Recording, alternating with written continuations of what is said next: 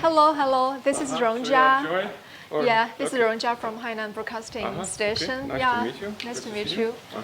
Actually, we met each other last October on the conference between Hainan and Netherlands. The theme is about economic and trade cooperations. Okay. Yeah, Wasn't that in December? December is the Yeah. first time you went to No, Hainan. no, December was this conference. Uh-huh. Oh, I know. Yeah, you remember With that? the Netherlands. Now I remember. Yes, Yeah. yes. That's in October. Yes. And you went Yeah. to the hospital. Yeah, I remember that one. Yes. Okay. Cool. I'm very sorry that I didn't Yeah. recognize you. Okay. So we are supposed to meet you at your office Oh. at the very beginning, but now I think this is maybe a better place here. Okay. So shall we start from the, from the outdoor of Boao-le-Cheng? Yeah. You would like to call it Boao-le-Cheng or the whole city? Yeah, I call it mostly Boao-le-Cheng. Boao-le-Cheng. Yeah. Okay. Okay, hold on for a second. What about to put it on? Okay. Hold on for a second. That is it. Okay. Microphone. Yeah, this is microphone. Okay. Yeah. All right. Okay, so the two，那我们在前面那个地方碰面还是哪吧？就在这儿吧，好不好？或者说刚刚已经碰过面，就不要在那个了，就走走也行，好不好？去走走吧。对。So, are you getting familiar to the environment here? Yes, yeah, I do. Although when it's raining, it's a bit wet here, but anyway. So you've been in China for more than 6 years. Yes, But yeah. But actually, I guess most of the time that during the 6 years you are living in Beijing, right? I lived in Beijing, but I traveled a lot through China. So I've been to 60, 70 different places in China for my work, but also for my for private, for holidays.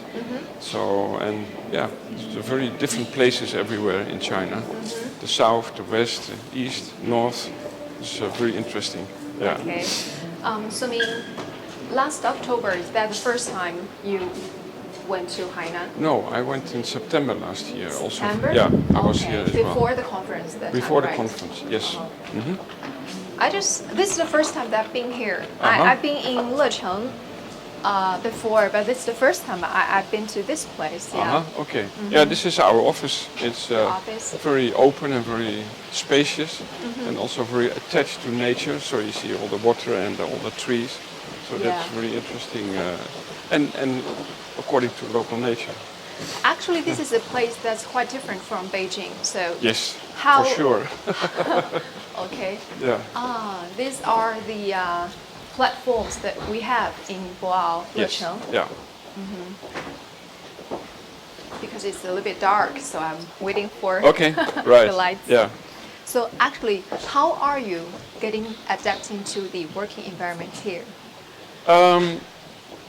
I'm used to working in very different places. So Even in different countries, I know different that, yeah. countries, different places, and I like change. So in my life, in my career, I changed career or job almost every 4 or 5 years, and that makes it interesting. Because if you have a new job or a new you change job, then you do then it gives a lot of new energy. Because if after 4 or 5 years, sometimes things get a little bit routine. You know how everything works, and if you have to start a new job, then you have to develop new things. You have to really use your mind very much because it's really challenging. That's what I like. So after all, is it an easy or quick decision that you made the decision to Hainan this time? Yeah, it's things coming together, and I told it already many times, but Okay, this way, please. what made me decide to come here is actually that I like the topic, life science and health, biotech. I mean, it's a topic which I've been doing all my life, and now there are very, very exciting new developments, and it's very interesting to be part of that. I like China. I like the population. I like the history, the language, the culture. And the third thing is that I was here 3 times in the end, And this place, I liked it too. I mean, the leader, Mr. Gu, he's a very visionary man. He's really good in, let's say, how things on the long term are working. And so if those things came together, then I thought, after my retirement, I can just retire and do nothing. Or I can just do this, because I feel still very healthy and very active.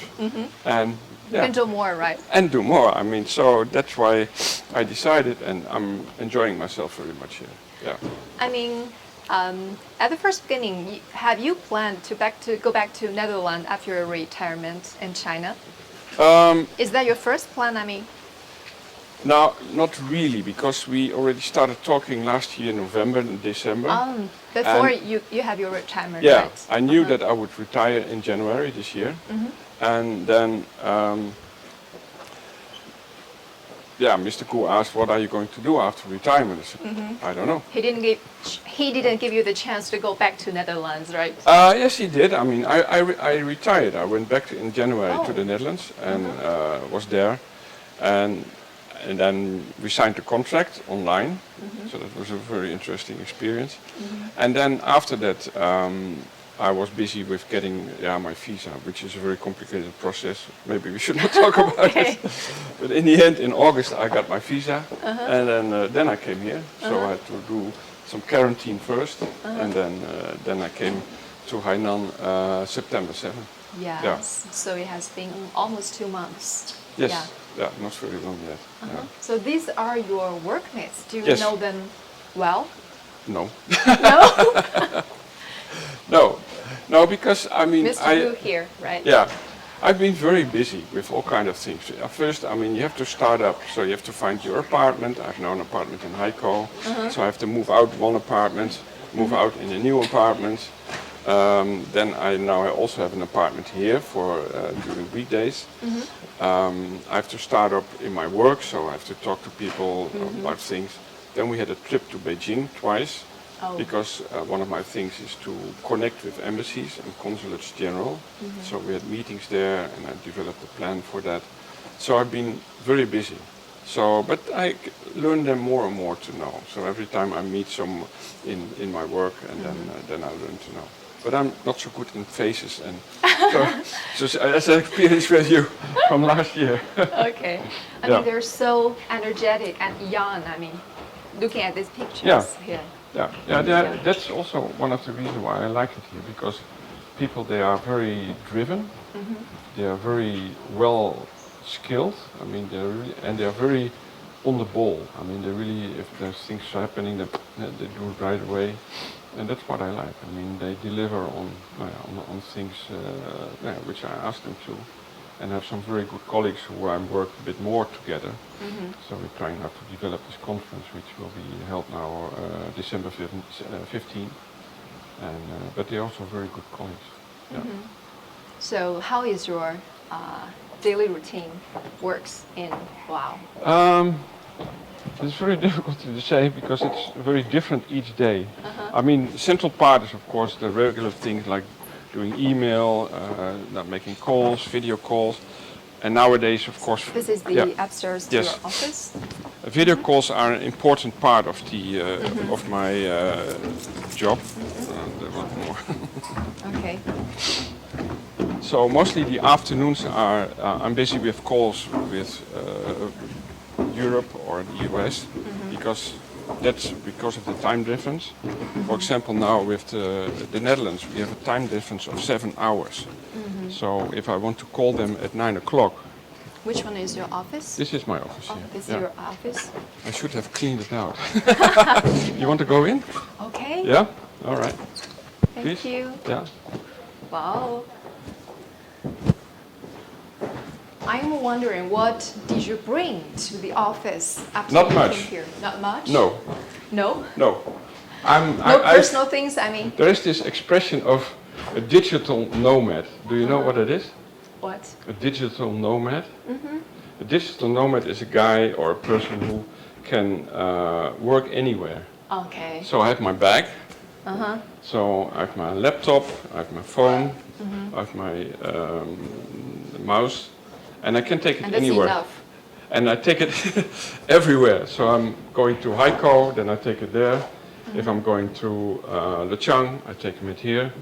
If I go to Beijing, so I can work anywhere. And that's, I mean, also a bit of the advantage of what's going on now in the world, that you can work from anywhere. For example, my son, he's a lawyer, and he worked at home for a Dutch company in the Netherlands. But then he and his girlfriend, they decided, why not work in another beautiful place? So they moved to Barcelona in Spain, and working now there from home. So sometimes they have calls with people in the Netherlands. They don't know that they are in Barcelona, but they're just working from home. And Okay. I feel a little bit the same, like a digital nomad. Okay, get it. I thought you would bring some photos or something that your favorite things here. Yeah, I know you. exactly what you mean, but maybe You I came should here not to tell you, work. but when I had my office in Beijing, then my sons, they visited me, and they actually made a picture. They said, what a barren place, no pictures, no nothing. But I like clean offices, so not much stuff. So I like Okay. it very well arranged, yeah. I get it. Well, so this is what you see every day in your Yes. office, right? Yeah. No, and this is also the nice thing when I do my video call. I have this tropical background, so a lot of people in Beijing, they are very jealous of me because I tell them it's nice weather, see what is outside here, very tropical view, and I mean not talking about the Netherlands, the same. I mean but you have to be a bit careful because otherwise they think you're all the time on a holiday and sitting on the beach. Oh, So yeah. no, that's my only problem actually. Yes, really a clean office. Okay, thank Yeah. you. Also, you get this one? Yes, it's from your competitors. It's from the Competitors. yes, Oh, I get it. yeah. They give me this document, so I thought, no, if I We're have going to be in one big family. Yeah. right, okay, go ahead. Okay. Yeah. Is there any place here that you would like to show us or just go around? No, not particular. I mean, it's particular. like office places, Okay, I and they get are it. basically more or less everywhere the same. Okay. Although what I say, I mean, if you maybe you can ask them to make a bit of video about the environment. Although for Hainan people, that it will not be very special because they live every day. But Okay. I mean, if I show it to people in Beijing or to my home country or other people, then they said we live all actually midden in a very nice nature area, and that makes it very interesting here. This Okay, office. Yeah. get it. So we're moving to the expo there. Okay, Okay. let me get my stuff then. Okay. Yeah. 对，Ja, both are What okay. is your My family name is wrong. Okay. My name is Ja. First, your given name is Jia. Yes. Ja means the best. Rong means the best, the honor. So Okay, it's the best really, honor, yeah. yeah, So you it's feel the real- best? yeah, I'm Yeah? feeling good. Okay, no, but the best. I mean, good is good, but best is best. Okay. Okay, go ahead. Wait. And your workmates told me that you are really learning Chinese very fast recently, right? Yes, but I study already quite a long time Chinese, and that's also a little bit why I'm happy here, because when in Beijing in the embassy, You needed to learn. no, then people speak Dutch to me or English. Okay. So then sometimes I talk to the cleaner or to the receptionist because they don't speak any English. So practice my Chinese. But then the You don't have the reception chance to learn Chinese, no. right? Yeah. And then the receptionist, she agreed to talk to me in Chinese. But then after 2 months she said, can we also talk in English because I want to learn English? So, I mean, it's very difficult to get. But here it's better. And so I really communicate on WeChat always in Chinese. And because then I have the option to translate. So what I always do is first try to read, okay, this is that, and then I put on the translation. Okay, get it. All right. So we're going there by our car. Yeah. Which is your car? Okay. So talk about your choice to come to Hainan. How did Mr. Gu impressed you to come to Boao Lecheng? Mr. Gu is part of the decision. I mean, as I told you before, I'm very much interested in life science and health and biotech and that type of science, and I've been involved in that for my whole life, and I really enjoy and would enjoy continuing to be dealing with that. That's one thing. The other thing is that I like China very much, its culture, its language, its history, its places. I've been traveling around China very much, and that are also very beautiful places I've been visiting. And the third one is that indeed Mr. Gu is a very driven man, he's a very visionary man, and in talks with him I really feel, let's say, empowered and enthusiastic, and have the feeling that we can achieve change and different things here in Lecheng. So the combination of those three elements made me decide to accept the job after my retirement in January. So have you ever talked about his expectation to your work here? Not in a very deep way, but I know that he really values my long-term experience, because every time I have a talk with him, he mentions that I have this 40-year experience in international relations, international working in healthcare, and that's true. I mean, I don't realize it really, but when I'm looking back 40 years ago, I mean, I was a completely different person, of course, but all the different jobs I had in that 40 years have made me a very experienced international, let's say, expert in all kinds of things. And so what I'm doing now also is to advise my kids to change job regularly, because in every new job you will new skills, new experience, and also, I mean, if you have a new job, it gives a lot of new energy. I mean, after 4 or 5 years in a job, then things become routine. You know already what is happening, you know what is going on. You do something new. And if you do something new, you have to really reinvent yourself every time. And that makes it very exciting. Is it a challenge for you to start a new life and new work here? I mean, actually, you know nobody here, right? I mean, you know nobody here, right? No. At the first beginning No. here? No. Nope. No. Yes. No, no, except for you. Yeah, we met last October. Yeah. No, I'm joking. No, but I'm perfectly, let's say, capable of managing by my own, and I've done that in many times. I've been traveling around the world for many times, always actually by myself. So we're doing consultancy in all kinds of countries, and that makes you also experienced in recognizing processes and recognizing things which sometimes are not being said, but you feel that in a meeting, how to deal with people in various countries. But on the other hand, I mean, in many countries things are basically also the same. If you're very polite, nice, you let people in their own value, then that's a common value in every country. If you're in the USA, in the Middle East, or in Asia, that doesn't differ very much. So the main part of your work is to introduce Boao Lecheng to the medical companies outside, right? And you introduce them to Boao. Yeah, it's part of my work. I think I consider myself part of my work is to bring new products, new pharmaceuticals, new medical devices, but also to improve and strengthen the relations, to structural relations with companies. And my specific part is to develop structural relations with embassies and consulates general, because mostly they are the gateway to countries, and they know in their own country which organizations or companies are of interest for in specific field. So now we trying to organize December 15 this conference. So I'm asking the embassies, please approach the organizations and companies in your country, and then you have a big spread when you only approach the embassies. And I'm trying to establish with the embassy a structural relation, so that we say every 2 or 3 months we have an event, and done this time on this topic and next time on that topic. And I think that will also be very beneficial to Lecheng.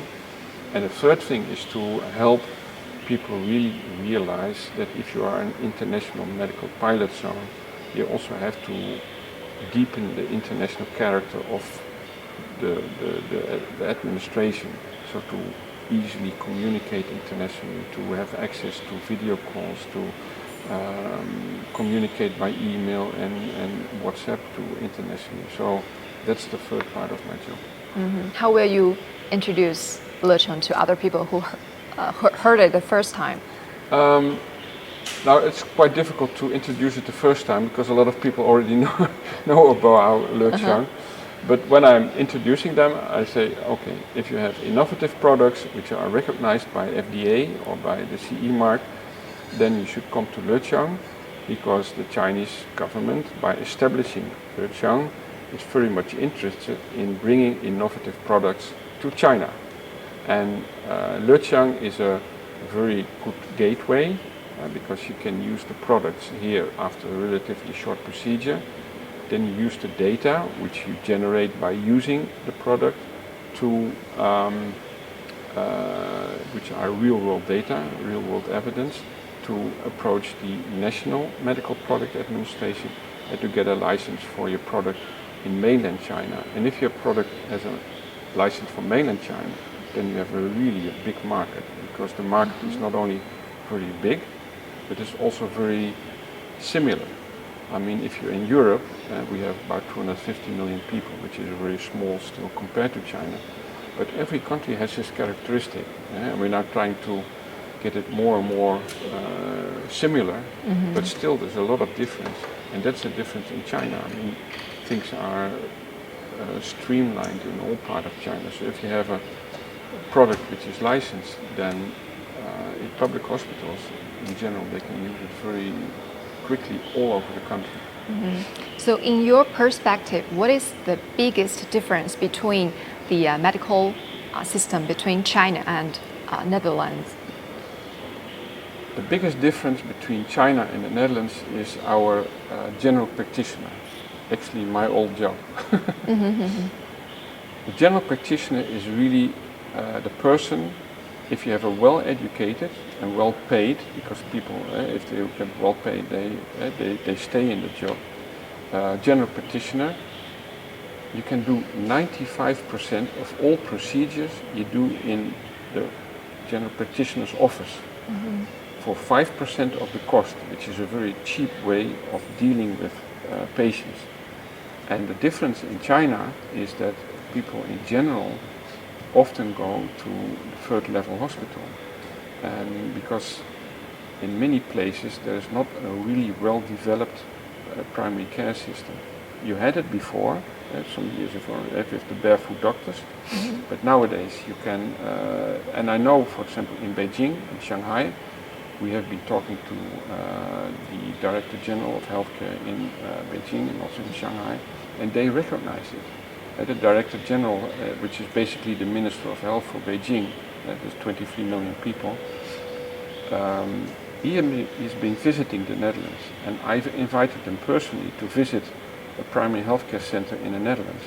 I said, to see what is happening there, and that's a very low-key place where general practitioners can treat patients, they can refer patients for a laboratory test, they can also do, let's say, psychological counseling. But in the end, 95% is happening there for 5% of the cost, and that makes it a very interesting concept. So we talk about the company. I have to remind the name, Buzorg, right? Yes. Buzorg. Yeah, almost. Okay, Buzorg. Yeah. Yes, we talk about the company Buzorg, right? Yes. In Netherlands. Yes. It started from 4 nurses, and now it has more than maybe 100,000. Yeah, more than 100,000 nurses, Yes. and they provide medical services in home, right? Yeah. So is this kind of organizations where medical companies very popular in Netherlands? Yeah, you're talking about the right company, because it's generally recognized that Buurtzorg really changed the face of elderly care in the Netherlands. Because what happened, we have already elderly care for a long time in the Netherlands. That has its advantages, but also its disadvantages. Because what happens, if somebody thought, okay, let's make sure that elderly people get food, so they organize a separate organization. Then they say they have to do medical care, so they have a separate organization. Then they have organizations to help people to get dressed and to brush their teeth. Then another one. And then because of all these separate developments, this elderly person in the morning, then somebody comes, okay, I come to do your injection. And then somebody comes I come to brush your teeth. Then somebody comes, I have to change clothes. Then somebody comes. So I had 4, 5, 6 different people. And then the director of Buurtzorg, he said, I'm going to change that. I'm going to see one person who does the medical thing, who does the clothing thing, who does the cleaning thing. So then this patient learns to know this person, this nurse, and that changed the concept of elderly care in the Netherlands. And that's the concept which is adapted here in China, but also the similar principles. And I think that's a very good idea. I remember it starts in 2013 in China, maybe. Yes, yeah. Now 2013, 2014, because I've been quite a bit involved in the beginning, because I was very enthusiastic about the concept, and also about that the concept would fit very well here in China, because China also has this family care thing, so that would fit excellently in that culture. So in the beginning I really worked with people in Shanghai, which recognized really the first, let's say, for Buurtzorg, and then gradually they expanded. Then they had some Chinese partners, so now they expanded very much. But in the beginning, it's 2013, 2014 when I just came here. I really supported that. Many people in their old times, they would like to come to Hainan to spend the winter here, right? Yes. Yeah. So what will Hainan do in developing the industry for the care for the elderly people? Yeah. Who am I to tell the Hainan government what to do? But I mean, compared with the industry in Netherlands. Yeah. What I think is what they should look at what Hainan should look at what they want to offer elderly people, and I think they can offer more than only beautiful weather in wintertime. I think they also can offer new concepts and innovation, similar to here. I mean, if you have a similar thing to improve your hearing, or similar thing to improve your heart and whatever, you can also have a similar thing to improve elderly people. And I give you 2 examples. For example, there's one organization in the Netherlands who receives people with dementia. And what often happens is that people with dementia, they get a lot of medicine because they want to calm these people down. Because people with dementia are very used to only knowing one person. If somebody else comes in, they get very nervous and whatever. Then people don't say, okay, we should not introduce this person. We give them medicine and more medicine and more medicine. So they are very so what this organization did, when people came in, they took away all medicine. So people got no medicine anymore. And then see what happened. And they gave them special treatment, so that they say, okay, you have only one person who has contact with you, so then you recognize this person each time. And what happened? 90% of the medicine after some months was not necessary anymore. Because they get medicine to suppress this side effect and that side effect, and that was a very successful concept.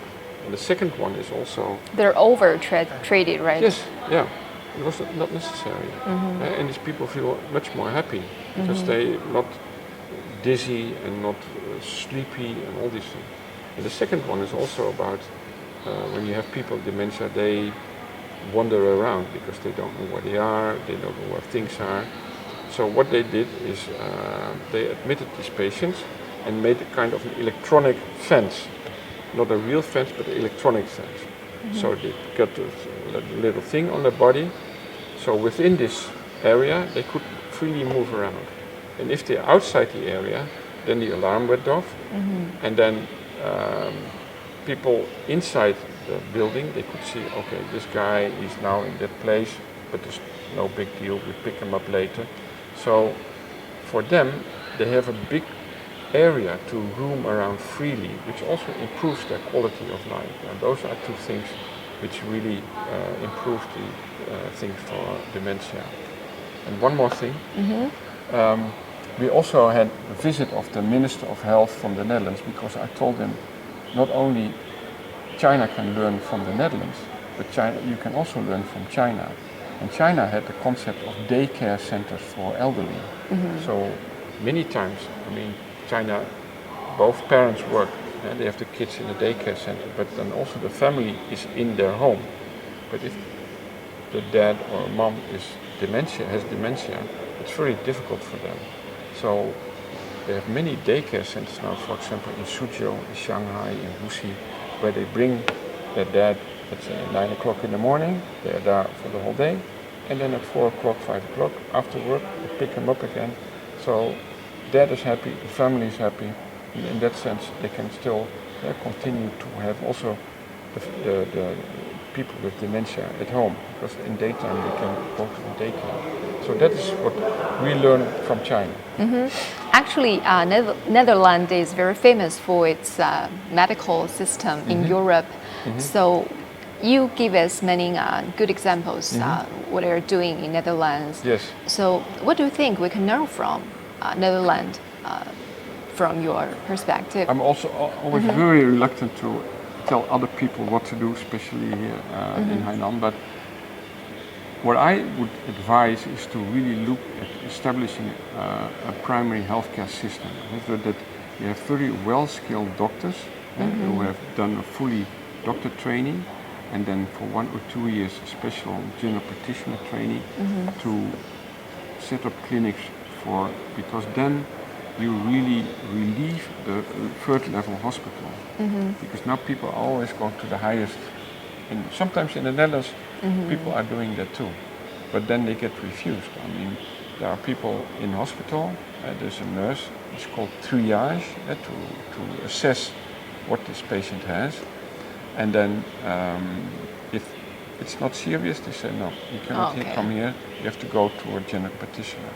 And sometimes they establish a general practitioner practice next to the entrance of the hospital, but I think that is something which would also work very well here in Hainan. And they can use the hospital to establish this general practitioner place. Then it can be supervised by the hospital, so that people have trust, because they say, okay, this doctor is supervised by the hospital, and then you relieve the doctors who are specialized in cardiology or radiology, because there's no need for them to go there. And so, back to your work, what's your plan for your first year working in Lecheng? Now, I told you I'm not looking too far ahead. Not too far ahead, but for this coming months, we will be busy to organize a conference with 11, 12 embassies and see if they can mobilize companies with products in the field of ophthalmology and rare diseases, and maybe also some oncology products. So that will be for the coming 2 months. And after that, there will be many, let's say, meetings with international companies. And what we want to develop structurally is to have a structural relationship with embassies and consulates general, to do every 2 or 3 months a conference on a different topic. So that is for Lecheng very beneficial, because they have access to new products, and it's also very important to have follow-up within Lecheng. And for the embassies, it's also something which they can, let's say, when they have meetings and discussions, to say, okay, in 2 months' time we're going to do that topic, and in 4 months' time we're going to do that topic. And I consider that as one of my main tasks here in Lecheng. Lecheng is an opening up place, right? Yes. You want to be connecting the world and serve people in China, or even people come from outside of China. So have you ever heard of any voices that how do people care about Lecheng? The constructing process of Lecheng, or the constructing process of the Hainan Free Trade Port. Have you ever heard of this? Anything? I mean, besides that you're working in China and you are living in China, so the people outside of China, are they really caring about this, or are they get any messages from this? I think that can still be improved. I think nationally, Lechang, Boa Lechang is quite well known. I mean, I've been now attending when I was back in the Netherlands, quite a few conferences, and there's almost no conference where Lechang is not mentioned. That about new products, you have to go to Lechang and so. But for internationally, I think the major companies, they already know, like Pfizer, Merck Sharp and Dohme, SmithKline Beecham, they are really big international. They know about it because they have a lot of interest here. They have products in Europe which are being used there already for many years, so they can introduce them here so that also the Chinese people have access to this. I think patient-wise, I think there's still really room for improvement. That, for example, and one of the goals of Lechang is also to be the medical hub for Southeast Asia. But then still, I think there needs to be more done in the sense of making it known in, let's say, Philippines, Thailand, or Vietnam, that you can come to China. And currently, it's not so easy to come here. But let's say, in general, as a principle to come here, I think that still, there can still be some improvement there. So in your horizon, what will Lechang be after fully developed? Maybe in the coming 5 or 10 years after if that? it's fully developed, I mean, it can really be a very innovative medical hub, not only for China, where there's experience for introducing the newest products in medical devices or pharmaceuticals, but also in Southeast Asia. And combined with, I don't know very much about taxes, but combined with the tax policy for establishing companies here, for manufacturing products here, I think it can really has the potential to be the major medical hub here in Southeast Asia, which is a very wide perspective.